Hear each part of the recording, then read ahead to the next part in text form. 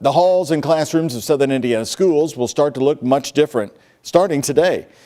That is all because students are now going to get to choose whether or not they want to wear a mask. WHS 11's Ford Sanders is looking tonight at the new rules and how leaders are viewing this rollback of major guidelines. And I believe last Friday was our first day. So because we were prepared to be unmasked. That's quickly becoming the new normal for schools in Indiana. New guidance from the state health department now allows for schools to cut back on their COVID guidelines. As of now, masks are optional. We will not contact trace or quarantine.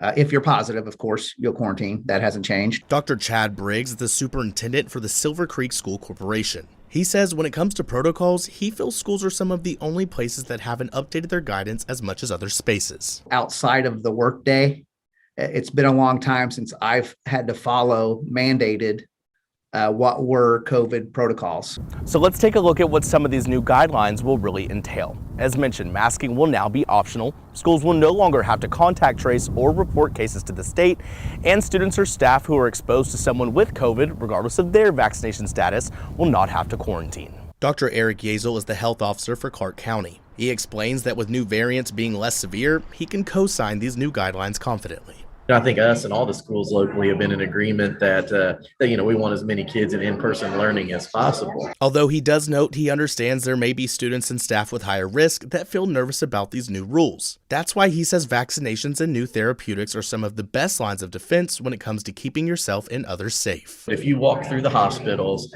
a vast majority of critically ill hospital patients are in the unvaccinated. Both say that even with reduced guidance, they want the well-being of the students and staff to remain the priority. Because everybody just wants to do what's best for kids.